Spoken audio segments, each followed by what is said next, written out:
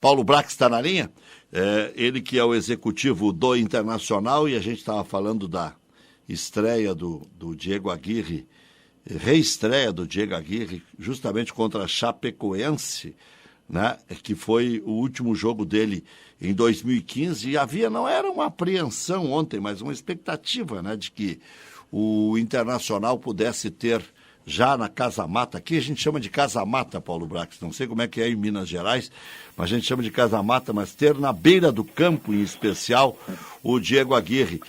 É um acréscimo, né? Não deixa de ser, porque essa história de interino é bom por um tempo, né? Tudo bem, Paulo? Bom dia. Bom dia, Rec, Nicolas, Jean e ouvintes da Rádio Grenal. Prazer falar com vocês novamente.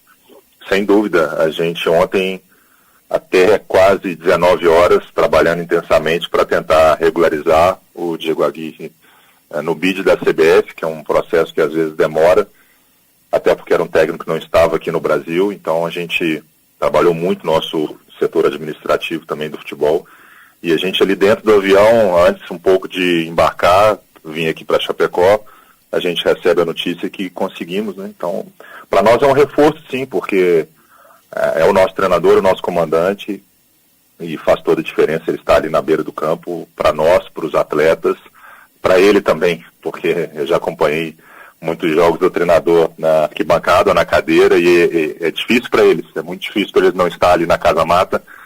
Tô falando Casa Mata assim, que já tô com um vocabulário bem gaúcho. Boa. Olha aqui, ó, como é que foi esse negócio com o Paulo Vitor? Foi mais ou menos rápido? É um jogador jovem? De onde vocês tiraram tanta convicção? Não estou nem dizendo que seja certo ou errado, a pergunta é qual é o amparo que o Inter tem, a garantia de que esse jogador vai dar resultado?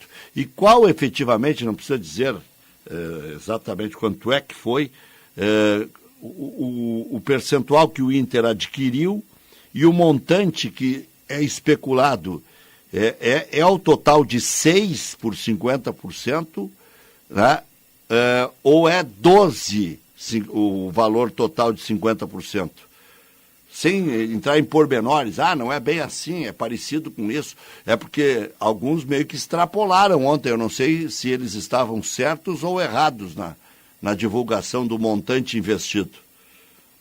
Sim, vamos lá. O Paulo Vitor ainda não é um jogador internacional, não é um reforço nosso que a gente ainda espera anunciar, mas evidentemente nós estamos negociando com o jogador, negociando com o clube, com o Botafogo, já há algum tempo, então não é uma negociação que começou nos últimos dias.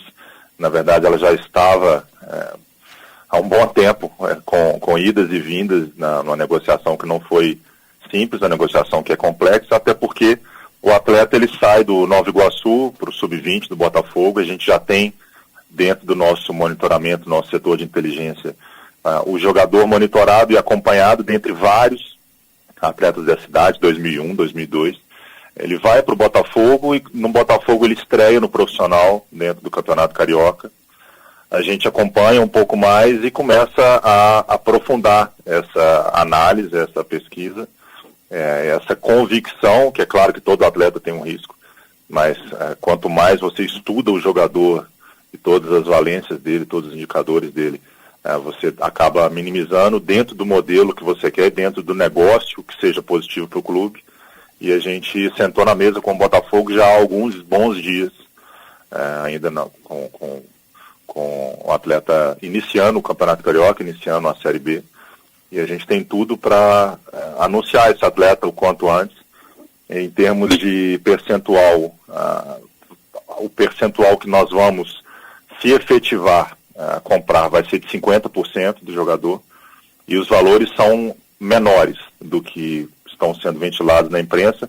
Inclusive saiu na imprensa do Rio, eu até entendo porque, para uma justificativa até interna, alguém deve ter passado isso lá, não foi no Rio Grande do Sul, foi no Rio de Janeiro, porque é um atleta muito promissor, um jovem com uma expectativa de grande evolução, de nível de evolução ainda para ser feito dentro do futebol, e ninguém gosta de perder atletas jovens, mas às vezes é necessário, até por questões financeiras, E a gente, se tudo der certo, nós vamos ter um bom reforço para o clube e para o time. Mas só falta exame médico, né? Falta exames médicos, falta acertar a documentação, que às vezes demora, dependendo dos departamentos jurídicos, e eu que sou formado também e conheço bem, às vezes tem parágrafos que demoram para ser desenvolvidos entre os clubes, para que tudo fique muito bem claro e transparente, sem nenhuma lacuna, sem nenhuma brecha. É exame médico e documentação. Nicolas Wagner. Está de volta o Brax. Eu comentava, Brax, de volta. sobre as vindas aí do Paulo Vitor e do Bruno Mendes, lateral esquerdo e zagueiro, que, na opinião de praticamente todos, eram carências que o Inter tinha no seu elenco. E a questão que eu te faço, Brax, é por que da demora para trazer esses jogadores? Foram somente dificuldades negociais ou o Inter teve uma avaliação do seu elenco no início da temporada que agora foi alterada? Em parte. O lateral esquerdo a gente já está negociando há mais tempo. Como eu disse para vocês, a gente teve uma convicção no jogador, um jogador que não foi simples fechar essa negociação, ainda não fechamos. Então essa carência a gente já está na mesa há algum tempo e houve dificuldade na negociação. Em relação a zagueiro, por mais que a gente também concorde com a carência, nós não tivemos internamente uma aprovação de um nome que já pudesse estar com o nosso elenco há mais tempo. Então a situação do Bruno Mendes, ela acaba acelerando nos últimos dias. Já havia um interesse nosso em conversar com alguns clubes e facilitou dentro de uma possibilidade que a gente abriu também, mas recente, não é há mais tempo. E é um atleta que também, tal como o Paulo Vitor, nós temos tudo para anunciar nos próximos dias, também dependendo de exames médicos, de burocracia, de documentos, mas entre os clubes está muito bem encaminhado e com o atleta também.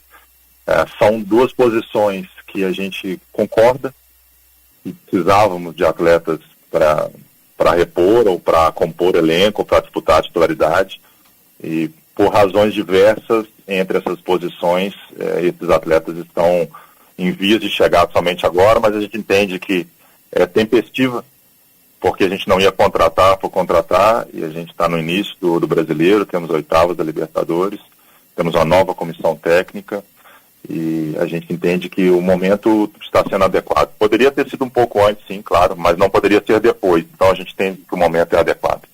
E aproveitando o gancho, Brax, em relação à zaga, qual a possibilidade do Inter repatriar o Sidney? Hoje não tem essa possibilidade. É um dos atletas que a gente faz análise, faz estudos, a gente conhece bastante, é um atleta de identidade aqui dentro do clube. A gente acompanha a trajetória dele na Espanha, como a gente acompanha também outros atletas do mesmo nível em termos de idade, de performance, de tempo fora do país, mas hoje não existe a possibilidade. Paulo Brax, aqui é o Jean, bom dia, tudo bem? Bom dia, Jean, tudo bem? Em relação à chegada aí do Paulo Vitor, o Inter deve anunciar ainda com a assinatura do contrato, o clube passa a negociar agora o Léo Borges com o Porto? O Léo Borges é um atleta que despertou o interesse do exterior, de Portugal, não só ele, mas o Peglo, e a gente fez negociações diversas em relação aos dois, principalmente por conta dessa negociação não vinda até então de um lateral esquerdo, porque obviamente que a gente não ia deixar dentro do elenco apenas um jogador numa posição delicada, que é lateral, que hoje, por exemplo, na lateral direita a gente tem 3 jogadores treinando dentro do elenco, mas na esquerda apenas 2. Então, de modo algum, a gente teria essa falta de estratégia de ter apenas um. Então, possivelmente, a gente vai retomar e vamos ter uma data que também não vai deixar o Internacional com apenas um atleta. A gente está recuperando agora o Moisés, que teve uma lesão, infelizmente, antes do último jogo. E a gente pretende colocar, assim, essa negociação para frente desses 2 atletas. Vai ser muito positivo para o Internacional. Paulo Brax, executivo de futebol do Internacional, conversando conosco nesta manhã de quinta-feira, dia que o Internacional joga contra a Chapecoense. O Inter nunca ganhou por campeonato brasileiro em Chapecó, está na hora de quebrar esse tabu, né, até pela tradição do Internacional e tudo mais. Vocês sentem que há um bom clima para que isso aconteça?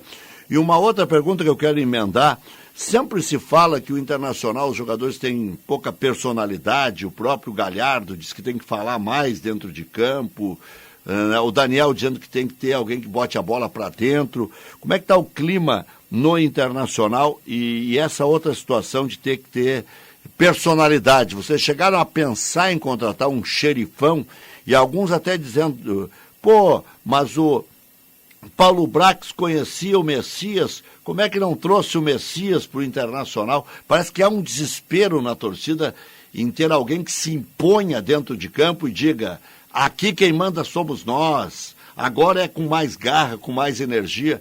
Você já sente que isso pode acontecer, essa metamorfose, a partir da chegada do Diego Aguirre? Eu acho que são várias circunstâncias para responder essa pergunta. Não é necessariamente um atleta ou dois atletas, ou às vezes um treinador, ou às vezes um membro da comissão técnica que vá impingir esse perfil. Eu acho que isso é muito coletivo, isso é muito de time, isso é muito de união. Às vezes o próprio time elege alguém que vai falar um pouco mais forte, mas todos falam no vestiário, dentro de campo. Então, eu acredito que isso é muito coletivo, é de ambiente, é plural, não é singular. Eu entendo que o ambiente nosso está muito bom. É um ambiente de trabalho que a gente conseguiu, pelo menos nos últimos dias, blindar um pouco o que de ruim possa entrar de externo para interno, porque atrapalha, não tenha dúvida que atrapalha. A gente passou uma semana muito nebulosa de fora para dentro, e internamente a gente conseguiu aos poucos deixar o ambiente um pouco mais tranquilo, e a gente consegue hoje ter uma serenidade para entrar em campo e tentar fazer o nosso resultado, fazer o nosso objetivo no ano. Eu entendo que o clima está bom entre os atletas, é um ambiente agradável, a comissão também deu um outro ar, uma outra cara para o CT, sem menosprezar, óbvio, a comissão anterior, mas toda vez que há uma troca de comissão, há uma mudança de clima, uma mudança de ares, uma mudança de relacionamento. Eu estou muito confiante nessa nossa retomada, nesse nosso recomeço, ainda no início de uma temporada. E a respeito de jogador A ou B, eu entendo que não necessariamente o atleta que é o capitão, ele é o líder, não necessariamente o atleta que é mais viril, ele vai dar também uma virilidade que vai contagiar os demais. São análises que elas são frias, e existe o perfil de liderança dentro do Internacional. A gente, dentro desse reforço que a gente trouxe, o Tyson é um atleta com uma liderança muito grande dentro e fora de campo, e está nos ajudando bastante. E ele puxa alguns outros do elenco, por isso que eu digo que é coletivo. A gente acredita, sim, numa mudança de mentalidade, uma mudança de atitude, e acredito que com a bola no pé e também sem bola, os atletas se comunicando, a gente vai ver algo diferente a partir de hoje, sim. Brax, embutida na tua resposta também, numa das perguntas que o REC lhe fez, tem essa questão mental que eu julgo que tem sido um dos grandes problemas do Inter recentemente, porque o elenco chega em momentos de decisão, chega em clássicos grenais e acaba muitas vezes sucumbindo psicologicamente. Você falou em determinada entrevista sobre a possibilidade de contratar um psicólogo, e eu queria saber que planejamento há nesse sentido de trabalhar a cabeça dos jogadores, porque esse é um aspecto que me parece ser relegado muito a um segundo plano no futebol brasileiro, quando ele é de suma importância. E dentro disso, a figura do Paulo Paixão também chega para colaborar nesse aspecto, além da parte física?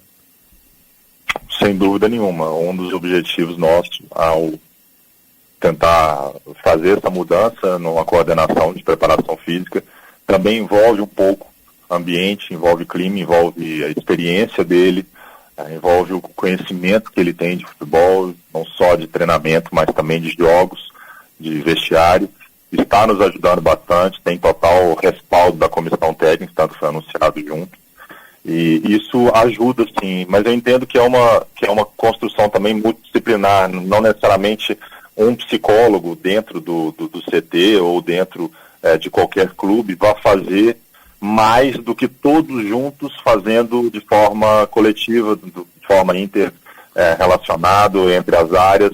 O trabalho psicológico dentro do futebol, ele é diário, ele é pré-jogo, ele é pós-jogo com vitória, pós-jogo com derrota. Todos que trabalham dentro do futebol, que se qualificaram para trabalhar dentro do futebol, eles têm esse quê de ter uma psicologia com os atletas, de saber onde apertar, onde cobrar, onde aliviar, onde dar confiança, onde dar espaço para poder trabalhar, porque tem atletas que trabalham melhor na cobrança, atletas que trabalham melhor na confiança.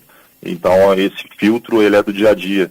Eu acredito sim num trabalho psicológico, a gente tem construído isso, mas antes de anunciar algum profissional específico para a área, a gente tem a nossa performance individual, tem a performance coletiva, tem pessoas hoje do staff da comissão técnica que fazem esse trabalho com os atletas. Eu só discordo parcialmente, né? Não concordo 100% com essa afirmação de que os atletas sucumbem em momentos decisivos. A gente teve já momentos decisivos esse ano. A gente tem um jogo muito decisivo que foi no Paraguai para classificar ou ser eliminado da Libertadores depois de uma semana de 2 derrotas, uma na Venezuela e outra no Grenal. A gente consegue ter uma resposta muito positiva dos atletas psicológicos. E a gente tem também uma outra resposta que foi depois de outra turbulência que tivemos de resultados negativos, que a gente faz o primeiro jogo da Copa do Brasil, faz o jogo também lá na Bahia. Os 2 jogos na Bahia foram de desesperação muito grande pela semana. Então eu consigo acreditar nesse copo meio cheio da gente potencializar esses episódios, que a gente conseguiu dar uma resposta boa dentro de campo e psicológica também, e melhorar esse desempenho. Mas eu acredito sim nessa área, e a gente tem trabalhado cada vez mais para que isso esteja muito positivo dentro do grupo. O Paulo Paixão, para a gente encaminhar o encerramento, pode ser o coordenador técnico, ou vocês imaginam poder contratar um outro profissional? Se especulou Tinga, se especulou o Juninho não, eu sempre troco, o Pedrinho, que os dois jogaram no Vasco, o Pedrinho se especulou, e se fala muito bem do Paixão, de controle de vestiário. Ele pode fazer essa função? O Paixão vem para ser coordenador da preparação física. Nós não temos um coordenador técnico, não está na mesa para contratar um coordenador técnico hoje, mas eu acredito que a coordenação técnica tem sido feita por todos esses profissionais, e principalmente um profissional do quilate do Paulo Paixão vai nos ajudar nessa parte técnica, nessa parte de ambiente, nessa parte de interface com o treinador, e a gente tem hoje pessoas que podem nos contribuir para que não haja necessidade de ter essa pessoa específica, que é muito rara dentro do futebol. Hoje, dos 20 clubes da Série A, 2 ou 3 têm essa figura, então é uma figura ainda que precisa ser um pouco mais desenvolvida aqui no Brasil, diferente lá fora, e a gente entende que a coordenação técnica, aquela proximidade com o treinador, dos treinamentos, controle de carga, controle de treino, ambiente de pré-jogo, pós-jogo, relacionamento com atletas, vestiário, isso a gente tem feito em conjunto, e a gente acredita nesse trabalho, e o Paulo Paixão vai ser essencial nisso.